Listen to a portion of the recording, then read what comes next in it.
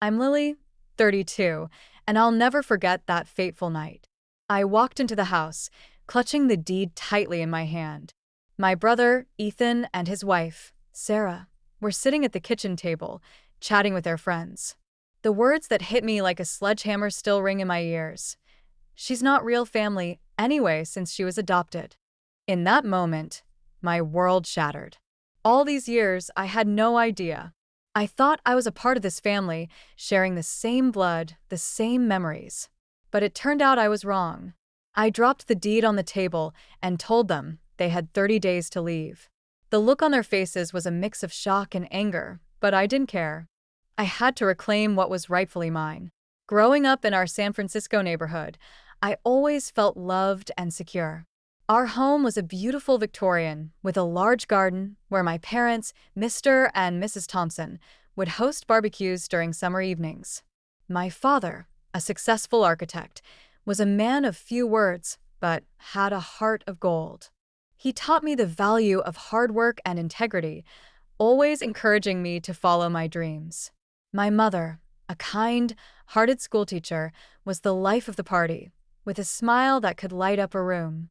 Ethan was 7 years older than me. He was always the rebellious one in the family. While I was focused on my studies, he was out causing trouble. His first big venture, a tech startup, failed miserably because he was more interested in partying than running the business. By the time he was 25, he was deep in debt and constantly asking our parents for money. Despite our differences, we maintained a civil relationship. I worked hard to establish myself as a real estate agent in San Francisco. When I was offered a high-profile position in Los Angeles at 29, it was a tough decision. But I knew it was a once-in-a-lifetime opportunity. My parents were incredibly proud of me, though I could see the sadness in their eyes at the thought of me moving away. After moving to Los Angeles, I made sure to visit my parents at least once a month. But I started to notice changes in them. My father, who was once so energetic, was now tired and weak. My mother was constantly worried about his health.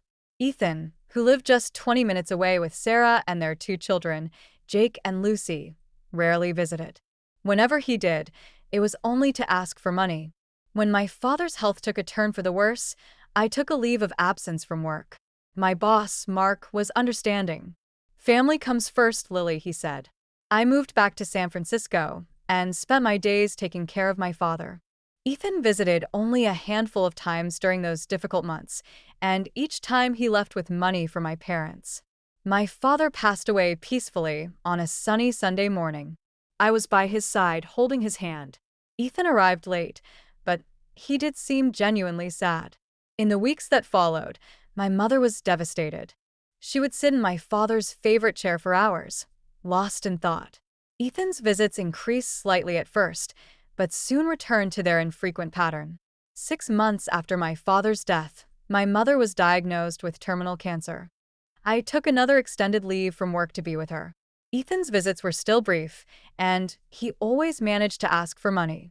One day, my mother called me to her bedside. "Lily," she said, "your father and I have made a decision about the will. The house and most of our savings will go to you. Ethan will receive $15,000. We know it may seem unfair, but you've always been responsible, and Ethan needs to learn to stand on his own 2 feet." My mother passed away a few weeks later. The reading of the will took place at our family lawyer, Mr. Harris's office. As my mother had said, the house and the bulk of the assets came to me, while Ethan got $15,000. Ethan's face remained calm during the reading, but I could see the anger in his eyes. That evening, Ethan called me. "Sarah and I are having a hard time paying the rent. The house is just sitting there. Can we move in, at least temporarily?" he asked. After some thought, I agreed to a 6-month arrangement. I hoped it would give them time to get back on their feet and maybe repair our fractured relationship. At first, things seemed okay. Ethan and his family moved in, and I returned to Los Angeles. We spoke on the phone regularly, and he assured me everything was fine. But after a few months, I started to notice problems. When I visited, the house was a mess. The garden was overgrown, and there were new stains on the carpets. Ethan always had an excuse for not paying the utility bills, or doing the repairs. As time went on, the situation got worse. I received a call from our neighbor, Mrs. Green, saying there had been wild parties at the house.